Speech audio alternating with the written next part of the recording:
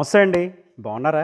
అనగనగా ఉల్లాసంగా, ఉత్సాహంగానే ఊర్లో ఇంద్రధనస్సు వంటి అందమైన మనసులున్న ఇల్లు. ఆ ఇంట్లో వసంత కోకిల గానంలాగా ఎల్లప్పుడూ అమృతంతో నిండిన రుచులతో వర్ధిల్లే వంటిల్లుని.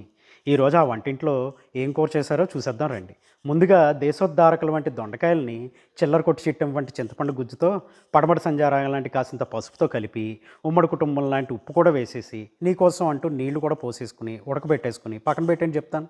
ఇప్పుడు ఎర్రమందారం రంగులో ఉండే ఎండుమిర్చిని జీవిత ఖైదులా చేసే జీలకర్రని కొడతారా ఉల్లిపాయమంటారనే లోపు మిస్టర్ పెళ్ళంలాగా మిక్సీలో వేసుకుని కుమ్మేసి ఉల్లికారం తయారు చేసుకుందాం. గూట్లోని రామచిలకలాగా చీలికలు చేసుకుని ఉడకబెట్టుకుని గుత్తి దొండకాయలు ఉన్నాయి కదా, వాటిలో ఈ కూరేసి కూర చేసేసి అందరు వాడిలాంటి అన్నంలో కలుపుకుని తిని ఆహా అంటారు, అదుర్స్ అంటారు, మీ ఇష్టం. ఏమన్నా కూడా చివరిలో ఒక లైకో ఓ సబ్స్క్రైబో చేసేస్తే పరమానందయ్య గారి శిష్య బృందంలాగా తెగ ఇదైపోతాం అనమాట. ఉంటానని మరి. జై హింద్.